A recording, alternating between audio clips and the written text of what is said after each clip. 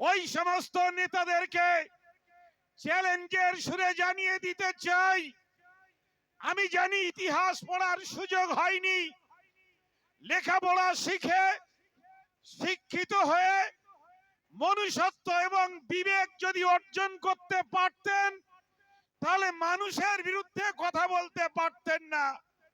জেনে রাখবেন, ভারত ভাগ হয়েছে, এপার বাংলা থেকে মুসলমানরা তারা ওপার বাংলাদেশে গিয়েছেন, ওপার বাংলা থেকে হিন্দু ভাইরা তারা এপার বাংলায় এসেছে। আমরা মুসলমান, আমরা মানবিক কারণে, আমরা তখন যারা রিফিউজি হিসাবে এসেছিলেন, আমার মনে আছে আমার আব্বা তাদেরকে বিচালি দিতেন, তাদের পাটকাঠি দিতেন, তাদের আমরা ভাত দিয়েছি, তাদের সঙ্গে বন্ধুত্ব করেছি, বাড়িতে তাদের চাষের কাজ দিয়েছি, মায়ের হাতের কাজ পর্যন্ত তারা করেছে। এই যে বিবেক, এই যে মানবিকতা ওপার বাংলা থেকে আসা হিন্দু ভাইদের সঙ্গে আমরা করেছি। কেন করেছি? আমার নবী মুহাম্মদুর রাসূলুল্লাহ সাল্লাল্লাহু আলাইহি ওয়াসাল্লাম তিনি শিখিয়েছেন প্রতিবেশীর প্রতি মানবিক দায়িত্ব পালন করতে হবে। প্রতিবেশী ক্ষুধার্ত থাকলে তাকে খাদ্য দিতে হবে, প্রতিবেশী খোলা আকাশের নিচে থাকলে তাকে বাসস্থান দিতে হবে। আজ থেকে 1400 বছর আগে যে মানবিকতা, যে আদর্শ দেখিয়েছেন, সেই আদর্শের জন্য শুধু উত্তরপ্রদেশের মাওলানা সাহেব নয়, গোটা পৃথিবীর মুসলমান একইভাবে একই কণ্ঠে তারা বলে উঠেছেন, আই লাভ মুহাম্মদ সাল্লাল্লাহু আলাইহি ওয়াসাল্লাম। এটা একটা পোস্টারে নয়, মাওলানা রেজাউল সাহেব বলেছেন আই লাভ মুহাম্মদ সাল্লাল্লাহু আলাইহি ওয়াসাল্লাম পোস্টার লাগানোর প্রয়োজন হবে না। একটি শিশু থেকে শুরু করে একটি বৃদ্ধ, সকলের বুকের মধ্যে আই লাভ মুহাম্মদ সাল্লাল্লাহু আলাইহি ওয়াসাল্লাম, রাসূলের প্রতি ভালোবাসা, নবীর প্রতি প্রেম, তার আদর্শে চলার শপথ, এগুলো প্রত্যেকটা মুসলমানের মধ্যে আছে। অতএব আপনারা ওই কোটা পোস্টার ছিঁড়ে দিয়ে এটাও অমানুষত্বের কাজ করেছেন।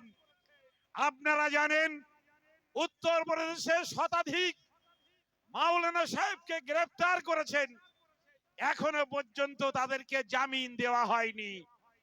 মাওলানা আনোয়ার কাশিমি বলেছেন তালিবান সরকারের বিদেশ মন্ত্রী, আপনারা তাকে স্যালুট করছেন। আর ভারতবর্ষের মুসলমান যারা এই মাটিতে জন্মগ্রহণ করেছে, এই মাটি মেখে যারা বড় হয়েছে, এই মাটিতেই যারা মৃত্যুর পরে মিলিয়ে যাবে বলে পবিত্র কবরস্থানগুলোতে প্রাচীর দিয়ে ঘিরে তার পবিত্রতা এবং সংরক্ষিত করে রেখেছে, আপনাদের সেই মুসলমান যখন নিজের বাড়ির দেওয়ালে, নিজের বাড়ির দরজায় আই লাভ মুহাম্মদ সাল্লাল্লাহু আলাইহি সাল্লাম এই পোস্টার লিখে রাখে, তখন যোগীর পুলিশ তারা সেখান থেকে গিয়ে পোস্টার গুলো ছিঁড়ে আনে, আর এই লেখা মানুষগুলোকে বাড়ি থেকে তুলে নিয়ে তাদেরকে জেলের মধ্যে ভরে দেয়, আর সরকারি বুলডোজার দিয়ে অসহায় মানুষগুলোর বাড়িটাকে ভেঙে দেওয়া হয়। জেনে রাখবেন, শাসককে উদ্দেশ্য করে বলতে চাই, আজকে স্বাধীনতা হয়েছে ৭৯ বছর, ৭৯ বছর ভারত স্বাধীন হয়েছে। এখনো পর্যন্ত এদেশের সব মানুষের অন্ন, বস্ত্র, বাসস্থানের ব্যবস্থা সরকার করতে পারেনি।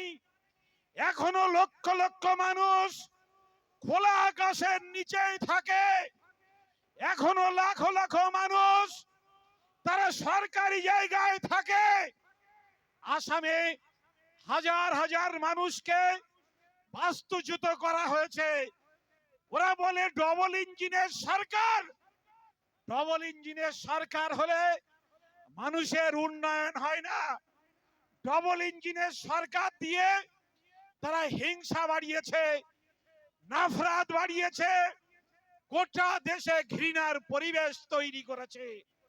দেশের নাগরিককে সম্মান দেওয়ার পরিবর্তে যে নাগরিকগুলো ভোট দিয়ে তোমাদেরকে নির্বাচিত করেছে, তোমাদেরকে মসনদে বসিয়েছে, তোমাদেরকে প্রধানমন্ত্রীর গদিতে বসিয়েছে, তোমরা হুমকি দিচ্ছ এরপরে তোমাদের ভোটে নির্বাচিত হয়েছি, এরপরে তোমাদেরকে আমরা ভোটার তালিকা থেকে নাম বাদ দিয়ে দেব। যার তুমি খেলে তাকে, যার নুন খেলে তার সঙ্গেই তুমি নুন হারামি করবে। এটা তোমার কতটা বিবেক বোধের কাজ, না বিবেকহীন চতুষ্পদ জানোয়ারের থেকেও নিকৃষ্ট মনুষ্যত্বের কাজ? এটা আমরা বলবো না, আকেলবান্দকে আই লাভ মোহাম্মদ নিয়ে এত কিছু চলছে, আপনারা সব আয়ান বক্তব্যের মাধ্যমে বুঝতে পেরেছেন। ভাই এসেছেন, খুব সংক্ষিপ্ত হওয়া আলোচনা রাখবেন, আমি উঠতে বাধ্যতামূলক হয়েছি। আই লাভ মোহাম্মদ, হাদিসে রয়েছে যদি মোহাম্মদ সাল্লাল্লাহু আলাইহি সাল্লামের নাম বলে তাকে সাল্লাল্লাহু আলাইহি সাল্লাম দরুদ পড়তে হবে, না হলে গুনাহ হবে। আমরা তো খুব বাজে জায়গায় আমরা পৌঁছতে চলেছি। আই লাভ মোহাম্মদ যেখান থেকে টাঙিয়ে দিচ্ছি, ও কখনো ধুলো বালিতে নোংরায় আবর্জনায় পড়ে নোংরায় সমস্যা হয়ে যাচ্ছে। আমি অনুরোধ করছি, আই লাভ মোহাম্মদ সাল্লাল্লাহু আলাইহি সাল্লাম ওয়াল হিন্দু মুসলমান জৈন খ্রিস্টান বৌদ্ধ জাতি ধর্ম সবাই হৃদয় আছে, মনে আছে। একটু আগে আমাদের মুফাক্কিরুল ইসলাম হুজুর বলছিলেন তার জীবন আদর্শ লাইফ হিস্ট্রি কালচার করে লক্ষ লক্ষ মানুষ ইমানের কালেমা পড়ে মুসলমান হচ্ছে। অস্ত্র মুসলমানের লাগে না, অস্ত্র লাগে না, তাদের যুদ্ধ করতে হয় না।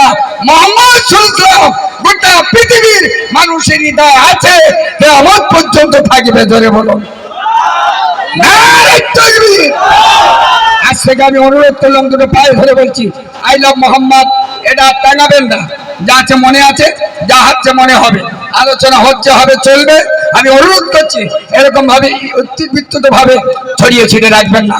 বিষয় অনেক বলার আছে, বড় বড় বক্তব্য। আমাদের মাথার মুকুট আজকের জলসার তাজ আমাদের ভাই মনোয়ার হোসেন আনোয়ার হোসেন সাহেব হুজুর বলেছেন, কামরুজ্জামান হুজুর আমাদের খুব মনের মানুষ, ছোটবেলা থেকে একই সঙ্গে আমাদের বহু স্টেজে মাহফিল সভা সমিতি করে থাকি। আজকের এসছে, এরকম আসার সময় পায় না, ধন্যবাদ। তিনি এসেছেন তার জন্য একবার জোরে বলি নারে তাকবীর। হয়নি নারে তাকবীর,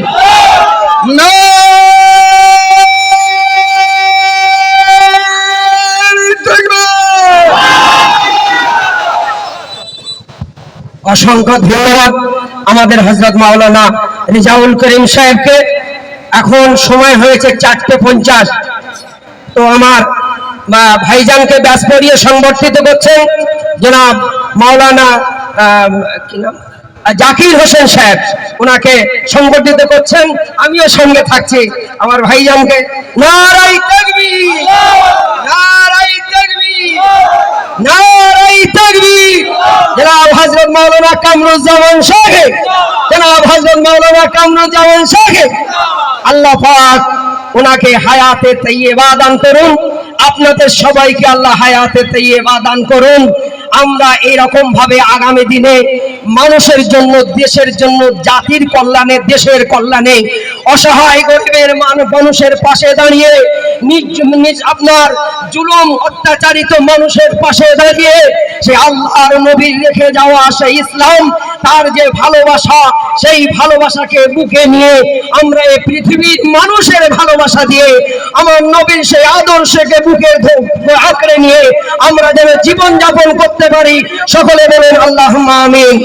ভাইজান আধ ঘন্টা বলবেন, তারপরে 5:30টায় কত জামাত, কত আজান 20-তে। আচ্ছা, তাহলে 20-তে জামাত হলে আচ্ছা 5 মিনিট আগে আপনি ছাড়বেন, রাস্তাটা দোয়া করে দেবো 5 মিনিট আগে।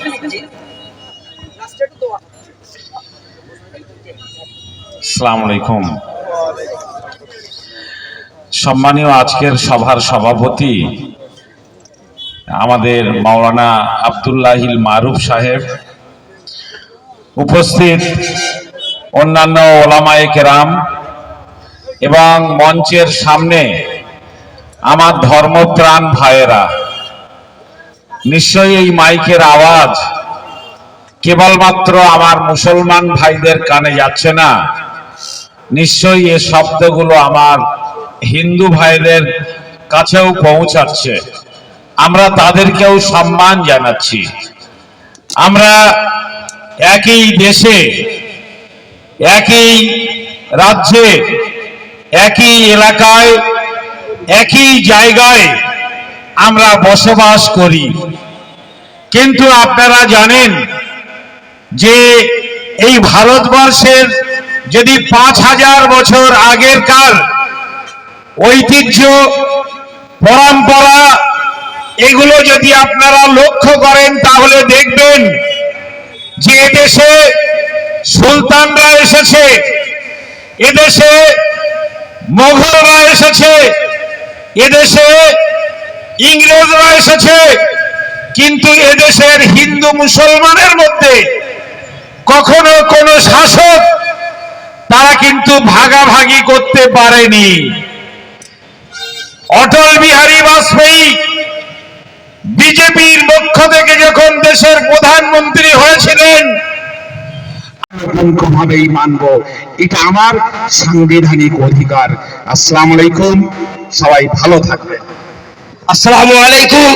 অসংখ্য ধন্যবাদ হযরত মাওলানা কামরুজ্জামান সাহেবকে। ভারতবর্ষের বীর সৈনিক, আমরা একসঙ্গে লালবাজার চলেছিলাম। এখনই আমরা আখেরি দোয়া করব, আপনারা মেহেরবানি করে কেউ যাবেন না। আমাদের 5:30টায় সভা শেষ করার কথা প্রশাসনের কাছে আমি লিখে দিয়েছি। এখন 2 মিনিট মাওলানা আলাউদ্দিন সাহেব কিছু বলবেন, আমাদের আমন্ত্রিত বক্তা। 2 মিনিট পরে আমি অল্প সময়ের মধ্যেই দোয়া করে দেবো। একটু সময় হয়ে আসসালামু আলাইকুম ওয়া রাহমাতুল্লাহি ওয়া বারাকাতুহু। আজকে সরকারি বাজার থেকে একটি কথা বলতে চাই যে আমরা বিশ্বনবী সাল্লাল্লাহু আলাইহি ওয়াসাল্লামের আদর্শে আদর্শিত বিশ্বনবী মুহাম্মদ রাসূলুল্লাহ সাল্লাল্লাহু আলাইহি ওয়াসাল্লাম যে আদর্শ আমাদের জন্য রেখে গিয়েছে, আজ আমি জ্বলন্ত আগুনে দাঁড়িয়ে স্পষ্ট ভাষায় বলতে পারি, বিশ্বনবী মুহাম্মদ রাসূলুল্লাহ সাল্লাল্লাহু আলাইহি ওয়াসাল্লাম যে আদর্শ আমাদের মাঝে রেখে গিয়েছে, পশ্চিম দিক দিয়ে বেলা ওঠা পর্যন্ত এমন কোন সন্তান দুনিয়ার বুকে কোনো মা জন্ম দেননি যে নবীর আদর্শটাকে খণ্ডন করবে। তার জন্য তার প্রমাণ দিতে গিয়ে আমরা যথেষ্ট। বিশ্বনবী মুহাম্মদ রাসূলুল্লাহ সাল্লাল্লাহু আলাইহি ওয়াসাল্লাম শুধু দুনিয়ার মানুষের জন্য একটি রহমত স্বরূপ করে পাঠিয়েছেন। তিনি আমাদের ঈমান, তিনি আমাদের হৃদয়ের মাঝখানে থাকবে। ব্যানার নিয়ে আর আই লাভ মুহাম্মদ স্লোগান দিয়ে বিশ্বনবী মুহাম্মদ রাসূলুল্লাহ সাল্লাল্লাহু আলাইহি ওয়াসাল্লামের ভালোবাসা আদায় করা যায় না। বিশ্বনবীকে সম্পন্ন মানুষ তারা বলবেন, আমার বিশ্বাস আমরা প্রত্যেকটি মানুষের ডকুমেন্টের ব্যবস্থা করব।